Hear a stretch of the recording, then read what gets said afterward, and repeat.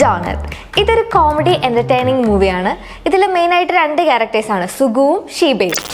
സുഗു എന്ന് പറയുന്നത് ഒരു നാട്ടിൻപുറത്ത് താമസിക്കുന്ന ഒരു ചെറുപ്പക്കാരനും ആളുടെ ജീവിതത്തിൽ നടക്കുന്ന കാര്യങ്ങളെ രസകരമായിട്ട് സിനിമയിൽ ചിത്രീകരിക്കുകയാണ് ചെയ്തേക്കുന്നത്.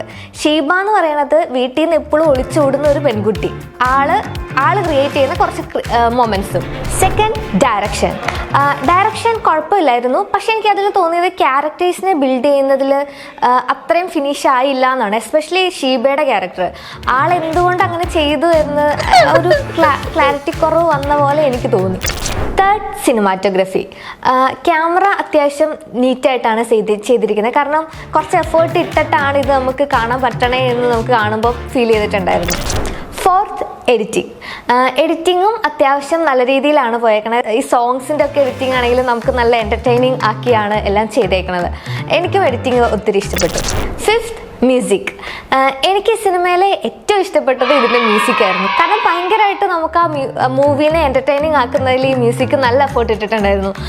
എസ്പെഷ്യലി സോങ്സ് ആണെങ്കിലും നമുക്ക് ആ ഒരു ഫ്ലോ ഇറങ്ങിക്കഴിഞ്ഞാൽ ആ മ്യൂസിക്കിൻ്റെ ഒരു എഫക്റ്റ് നമ്മൾ നിൽക്കുന്നുണ്ടായിരുന്നു. Six, casting. അനശ്വര രാജനും സജിൻ ഗോപുവുമാണ് മെയിൻ ക്യാരക്ടർ റോൾ ചെയ്തിരിക്കുന്നത്. അതിൽ അനശ്വരയുടേത് എനിക്ക് അങ്ങനെ ഫുള്ളി സാറ്റിസ്ഫൈഡ് ആയിട്ട് തോന്നിയില്ല. പക്ഷേ സജിൻ ഗോപു അടിപൊളി, ഒന്നും പറയാനില്ല. ആള് നമ്മുടെ സ്ക്രീനിലോട്ട് വന്നു കഴിയുമ്പോഴേക്ക് തന്നെ നമുക്ക് ഓക്കെ നമ്മൾ എന്തൊക്കെയൊക്കെ നമുക്ക് കിട്ടുന്നുണ്ടായിരുന്നു. ആൾ വരുമ്പം കോമഡി ആണെങ്കിലും എല്ലാം അങ്ങ് ആള് ചെയ്തെല്ലാം വർക്കായിട്ടായിരുന്നു എനിക്ക് തോന്നിയത്. മൊത്തത്തിൽ പറയുവാണെങ്കിൽ ഒരു 1 ടൈം വാച്ചബിൾ ആയിട്ടുള്ള എൻ്റർടൈനിങ് മൂവി ആയിട്ടാണ് എനിക്ക് തോന്നിയത്. ഞാൻ റേറ്റ് ചെയ്യുവാണെങ്കിൽ ഒരു 7.2. Okay, by.